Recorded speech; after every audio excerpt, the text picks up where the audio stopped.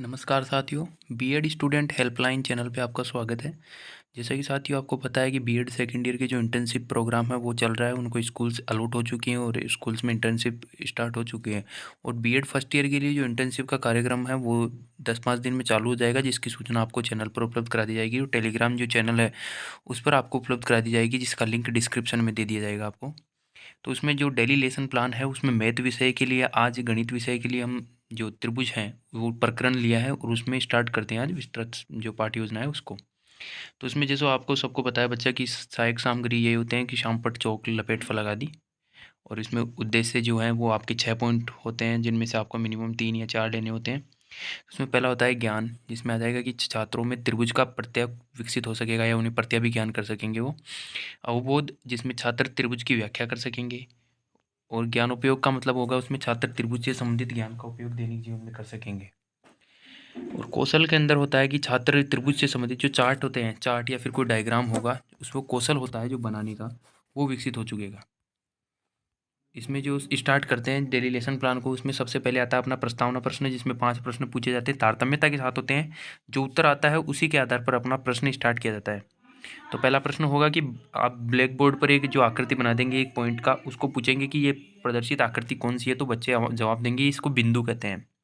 आपका दूसरा क्वेश्चन बिंदु से होगा कि दो बिंदुओं को मिलाने पर क्या बनता है, बच्चों के द्वारा आंसर आएगा कि रेखा कहते हैं। फिर तीसरा क्वेश्चन हो जाएगा कि जब दो रेखाएं परस्पर एक बिंदु पर मिलती है तो कौन सी आकृति बनाती है, तो वो कोण बनाती है। फिर चौथा क्वेश्चन होगा कि तीन रेखाओं से घिरी हुई बंद आकृति को क्या कहते हैं, त्रिभुज होगी। त्रिभुज में कितने कोण होते हैं, यह बच्चों के समस्यात्मक हो जाएगा। तो फिर अपना जो उद्देश्य खत्म हो जाएगा वो हो जाएगा बच्चों, आज हम त्रिभुज के बारे में विस्तार पूर्वक अध्ययन करेंगे। अब देखिए बच्चों, इसमें जो ये प्रस्तावना क्वेश्चन है इसमें आप अपने हिसाब से भी कोई क्वेश्चन जोड़ सकते हैं, या कोई सा भी क्वेश्चन होता है जिसके स्थान पर आप दूसरा क्वेश्चन भी जोड़ सकते हैं। तो उससे क्या है कि जो क्वेश्चनों की जो तारतम्यता है वो बनी रहे बस। अब स्टार्ट करेंगे अपना प्रस्तुतिकरण पाठ्य योजना। इसमें पहला शिक्षण बिंदु होगा त्रिभुज। त्रिभुज क्या होता है, तो उसमें सबसे पहले जो पूर्व ज्ञान पर आधारित क्वेश्चन पूछेंगे कि दो बिंदुओं को मिलाने पर कौन सी आकृति बनती है, रेखा। त्रिभुज में कितनी भुजाएं होती है, 3। त्रिभुज में कितने कोण होते हैं, ये समस्यात्मक हो जाएगा। तो ये अपने परिभाषा के द्वारा स्पष्ट हो जाएगा कि 3 रेखाओं से घिरा हुआ क्षेत्र त्रिभुज कहलाता है। इसमें 3 कोण होते हैं, ये तीनों कोणों का योग 180 डिग्री होता है। आप जो शामपट का कार्य है उसमें शामपट के कार्य में त्रिभुज बना के दिखा देंगे और कोणों का योग 180 डिग्री बता देंगे। फिर दूसरा पॉइंट आएगा अपने कि त्रिभुजों के प्रकार, त्रिभुज के प्रकार कौन कौन से होते हैं।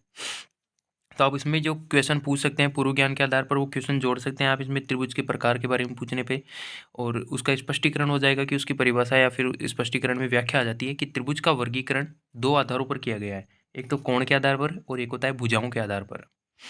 फिर तीसरा जो शिक्षण बिंदु होगा वो होगा कि त्रिभुज का कोणों के आधार पर कितने प्रकार के होते हैं। तो फिर क्वेश्चन के हिसाब से पूछेंगे, पूर्व ज्ञान पर आधारित क्वेश्चन या बोधात्मक क्वेश्चन बोलते हैं इनको, कि त्रिभुज के तीनों कोणों का योग कितना होता है। बच्चे बताएंगे 180 डिग्री, जो कि परिभाषा से उनको पता चल गया था। जिस त्रिभुज का एक कोण 90 डिग्री होता है उसे क्या कहते हैं।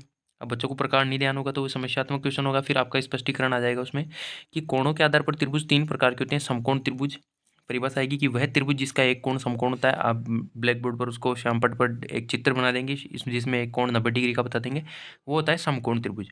दूसरा आएगा कि अधिक कोण त्रिभुज, वह त्रिभुज जिसका एक कोण का मान 90 डिग्री से अधिक होता है। उसमें आप डायग्राम बना के दिखा देंगे, उसमें अधिक कोण त्रिभुज होता है। तीसरा आ गया आपका न्यून कोण त्रिभुज, वह त्रिभुज जिसका एक कोण न्यून कोण होता है। न्यून कोण का अर्थ होता है कि 90 डिग्री से कम के कोण को न्यून कोण कहते हैं।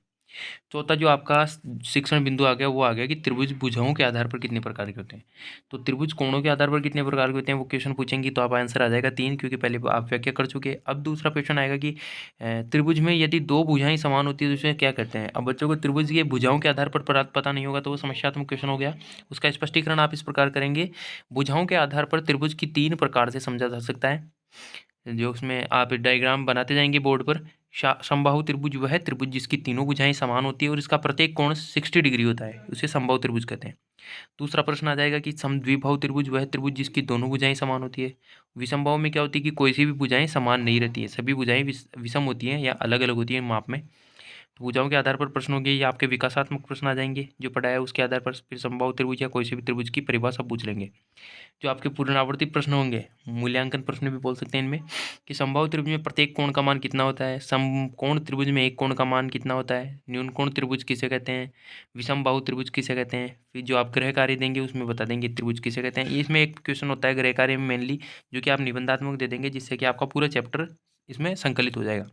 तो इस प्रकार बीएड स्टूडेंट हेल्पलाइन चैनल पर आप सब्सक्राइब कीजिए और जो भी वीडियो आपको चाहिए वो नीचे कमेंट में बता दीजिए, हमारी टीम आपको जल्दी उसको वीडियो उपलब्ध करा दी जाएगी। Thank you.